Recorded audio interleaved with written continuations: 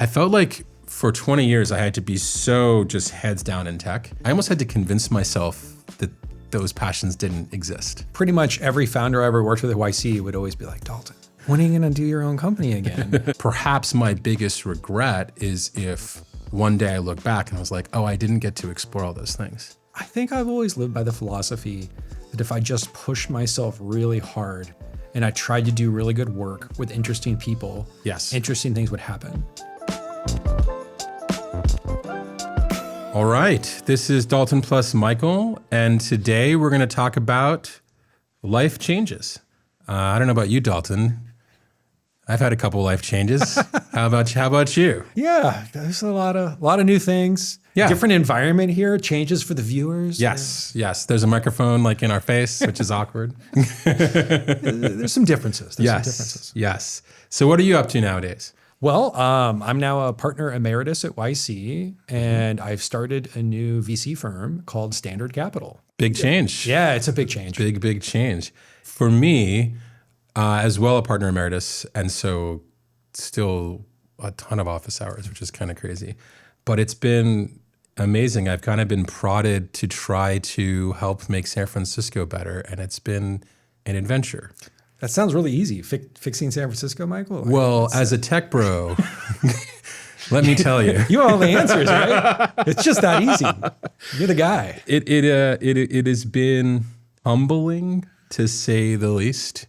It's been so much fun getting to meet public servants and just learn something completely new. I think they're all a little surprised in the beginning of the conversation when I don't start with like tech bro answers. I'm like I don't come with my like recipe for like, why aren't you suck. Have you thought about using AI? Yeah, have you thought about just doing these things? Have you thought like, oh, like there's public safety problem. Have you thought about just deputizing all adult males and drafting them into a police force? Like, ooh. And so that's been really fun because I think that people get a little disarmed when I'm like, I don't know anything.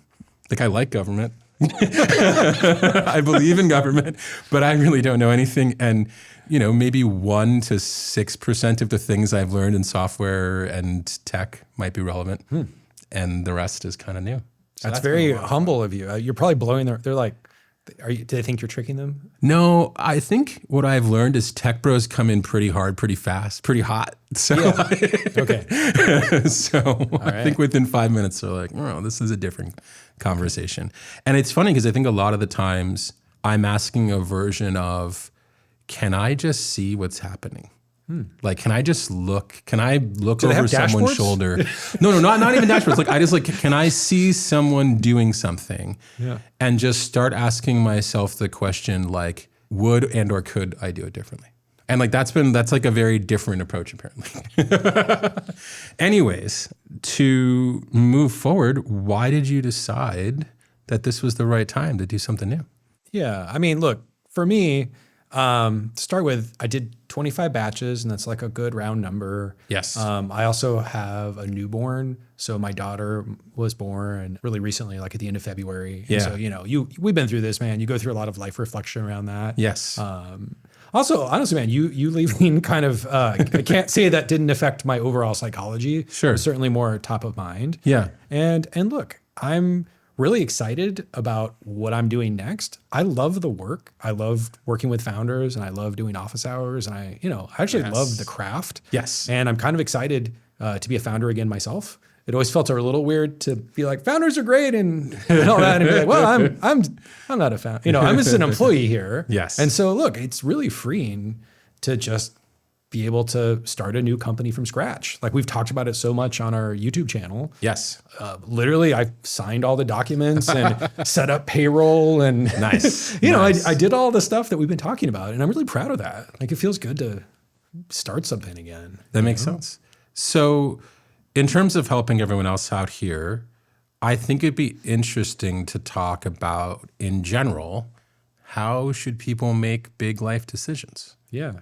It was funny because I think that there were a couple people that I spoke to about this that kind of put me in the right frame of mind. The first one was my old co-founder, Justin. And, I was talking to him. I was like, yeah, it's been 11 years at YC and this and that. And, maybe I could just do this job till I retire. And I could kind of just hear the naked judgment Like I could hear. What did it sound like? What does I naked don't, judgment I sound don't like? know. It just, but like, you know someone for so long. And he said something got to me. He was like, you could literally write everything that will happen between now and retirement if you stay at YC. And like, is that the life you want? Like, do you want a life that's that predictable? Especially because you're like financially secure. And I was like, Yeah, I mean, you do love chaos, Michael. Let's be honest. Let's be real. I like chaos. You love chaos. You thrive on it. Yes. So he knew how to push your buttons. He knew how to push my buttons. The second person, my wife, Sarah. So I was talking to Sarah casually about what post-retirement is like. I weirdly love chaos and planning, which is that's great. Anyways. And she said something to me that really got me. She's like, you've spent your entire adult life in San Francisco. I was like, yes, I moved here at 23. And she said, you spent 10 years giving back to YC because YC changed the trajectory of your life. And I was like, yes. And then she looked at me, she's like, so are you going to do anything for San Francisco? And I was like, Again, she knows how to push your button. These people in your life, they know where to push you, man. and it's weird because like I've always thought to myself, it's easy when you're in tech. It's like, yeah, I guess I live here, but my users are all over the globe, right? Like you can kind of tell yourself like, oh, aren't you post-local? But when you wake up and you're like, this is where you spent your entire adult life, you're so, maybe there's an obligation there. And the last one was Steve Huffman from Reddit, who kind of casually said at some point in the last year, and it always stuck in my head, I fully expect most of the capable people we know will end up doing something in public service before they fully retire. And he just said it with such an inevitability. I mean, it's as inevitable as like you would have a will. Or like you would how could you look at yourself without That's no more far-fetched than him being the CEO of a public company. And, you know what I'm saying? In the scheme of plausible things. Yes, exactly. That's definitely plausible. And so it's funny because like those things were rattling in my head. And I think what I've noticed about making big life decisions is like people say stuff to you all the time, but when it sticks, there's something deeper going on when like you can kind of live quote them a couple weeks, a couple months later. Yeah. How about you? Were there any conversations that kind of helped shape your thinking?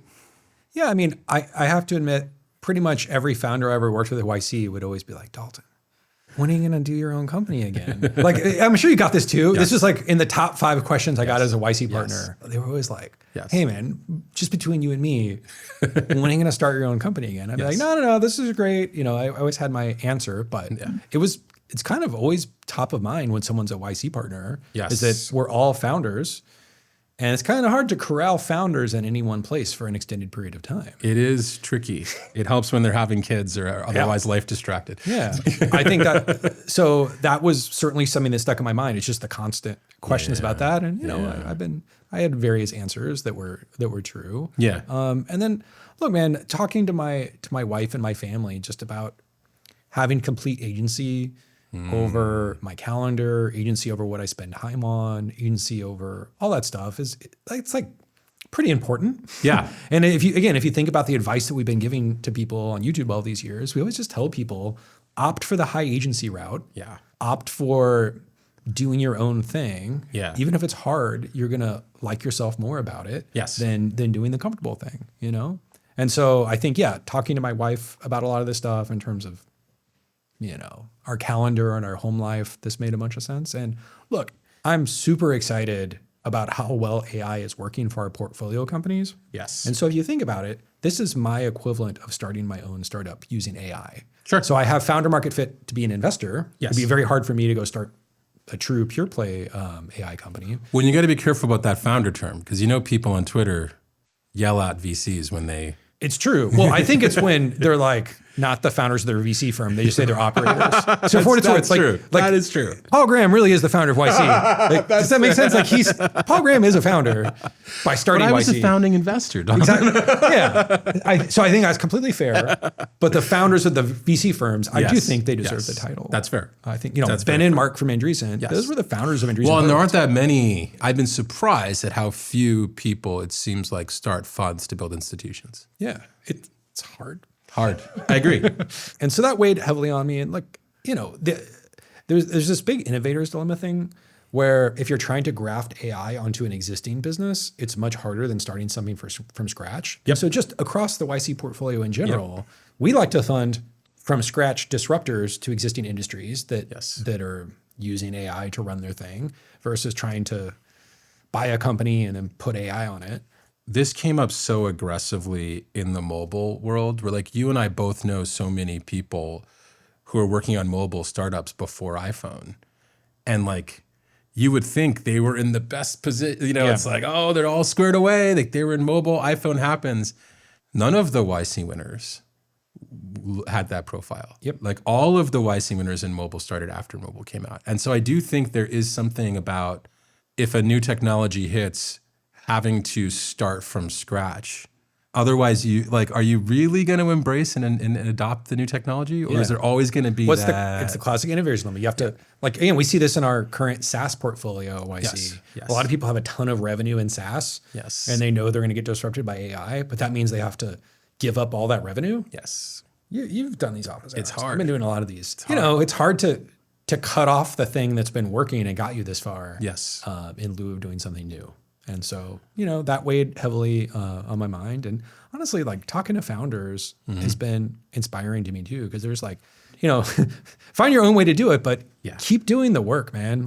Keep doing your wacky investing stuff. And I think it's been super cool. All the notes that I got, I know you got them too, announcing that I was doing this and leaving YC, just the sheer amount of good vibes. Yeah, that was kind of super cool. Crazy. I think that as an aside, a maybe weirdly unfortunate part of doing YC for so long is that you touch so many people's lives, but for you, that's just the day to day. Yeah. And seeing all that response that both of us got when we announced we were leaving, I was like, oh crap.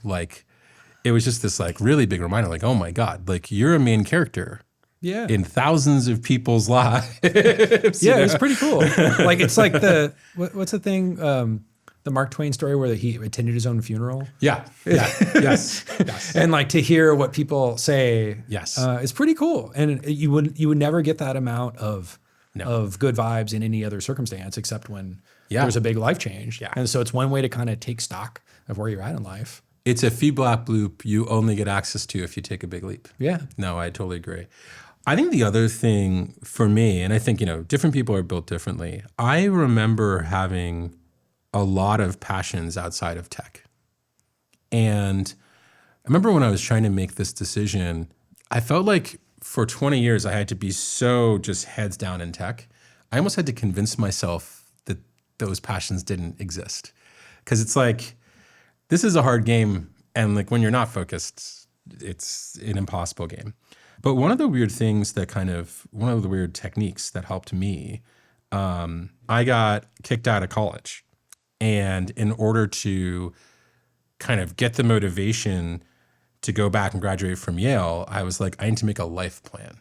I think what I was really responding to was that these institutions in the moment like Yale weren't motivating me. I thought I'd be as motivated to graduate from Yale as I was to get into it. And completely not the case. And so it's kind of all right, I got to put some other things out there where graduating is going to be prerequisite, but this thing isn't the actual end game. And so for me, it was a simple plan. It was 20s, money, 30s, family, 40s, government, retire and teach. That was a plan that I made when I was 21 years old. When you're 21? When I was 21 years old, Dalton. And it was funny. I said this to somebody and they were like, you're crazy. They were like, it is crazy that you would consider planning your whole life. And I feel like people who know me really well, they're like, that's pretty on brand. But for this person I was talking Michael, it's a little crazy to plan your whole life. I'm not with you on this one, man. I'm not with you. Not for everyone, right? Yeah. Not for, your mileage might vary, but it's been 20 years and things have awkwardly followed that plan. And so, I just turned 42 and I was kind of, I think subconsciously in the back of my head, it was kind of like, the plan. Yeah. Like, what about the plan? The plan's been working. What about the plan? And I would have been more than happy to change the plan if I felt like it needed to be changed, right? Like, like who cares, right? It's not like everything was really perfectly laid out. And by the way, that's not that detailed of a plan, right? I mean, it's like one word per decade. But like having that reminded me about the other things that I really liked. Rolling back into what Justin said, like I now have the opportunity, the privilege to be able to explore these other things that I like. Yeah. And perhaps my biggest regret is if one day I look back and I was like, oh, I didn't get to explore all those things. And so for me, like that really kind of cinched it because it was like, oh, okay, like this is just the next phase of the plan. Right? This is just the next. And what's really funny is going into each of those phases, I had no, you start a company with your co-founder who wears a camera on his head, broadcasting 24/7. Sounds like a billion-dollar company. Right. You're not drawing a straight line to money, right? And family, it was kind of, I was 30, I was dating my wife, but like we weren't married, we didn't have kids, right? Like and so for me, it was kind of like, this plan never works where you take a leap and it's like a safe leap. Yeah. This plan always works where it's kind of like you got to take a leap and then you got to feel your way down. And so that's what's been so fun over the past 3 to 4 months is like taking that leap and then realizing like, oh shit, I really do like this other stuff. Yeah. I still love tech, but does it have to be 97%? Like it doesn't. Maybe, I don't know. There are enough people who can carry the ball on the tech side. Yeah. And so that's been incredible. I think I've always lived by the philosophy that if I just pushed myself really hard and I tried to do really good work with interesting people, Yes. interesting things would happen. Okay. And that's kind of how I got Okay. from just some guy in Texas onto like this crazy life trajectory I've been on. That sounds like a life plan. I get, but do you see what I'm saying? I was like, Or a life let me just philosophy. it's totally life philosophy, Yes, which yes. is I should always be almost like uncomfortable. Like I should always be right at the limits of my skill set. I should always be pushing myself right to where I'm like redlining. Yes. And again, we've done some crazy stuff together. You understand what I'm talking about? Yes. Like reinventing YC to run on Zoom. Yes. COVID was fun. It was right at the limits of our skill set. Yes. Yes. While having children. While having children. I've always been my own worst critic. I've always been hard on myself. And I just wanted to feel like I was pushing myself to the very limit. And if I just kept doing this, that would compound over enough time to just have a really interesting life. Okay. And I've been kind of subscribing to that theory and continue to do so. I think for you, maybe a question that I would ask is, what was something kind of counterintuitive that people don't know, that founders don't know about setting up a fund? Something weird, something different, not like about like the strategy fund, but just more just kind of like inside baseball. At the end of the day, a lot of the people at big companies or successful franchises, they know in their heart, if they're self-aware, that people are nice to them and respect them because they work somewhere that is important and powerful.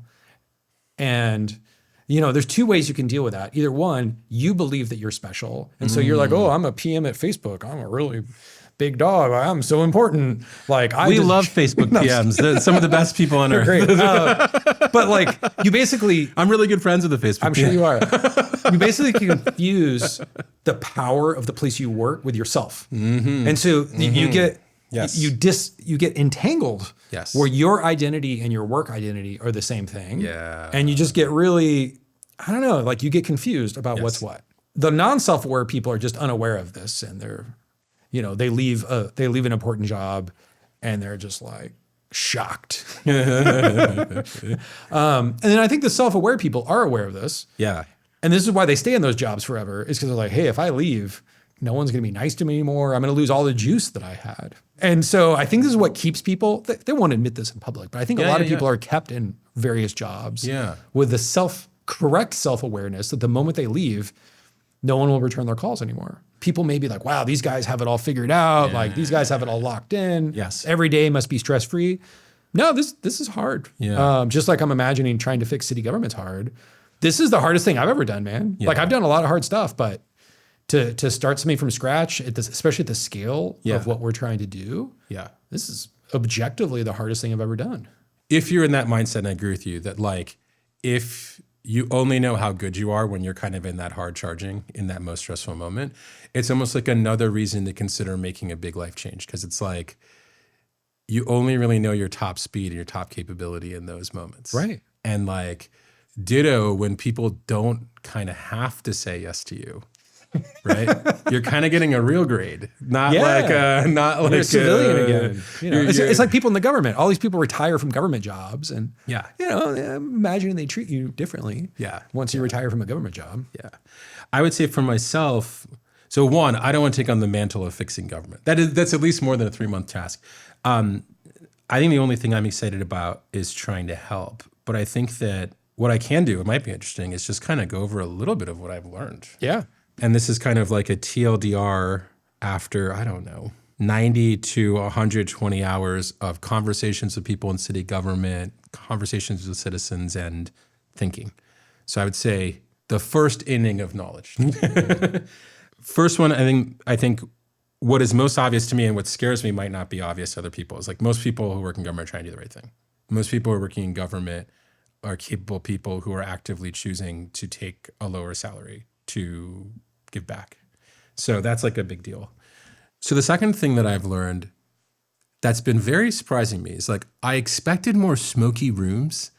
Like I expected more like the people want this, but we're gonna like do this other thing. That's what people think about tech too. Yeah. Where they think they actually think that there's a lot more coordination. There's not as much coordination as people think. There are many problems where when I kind of got to the root of them, it was our politicians and our government doing the things that we said we wanted.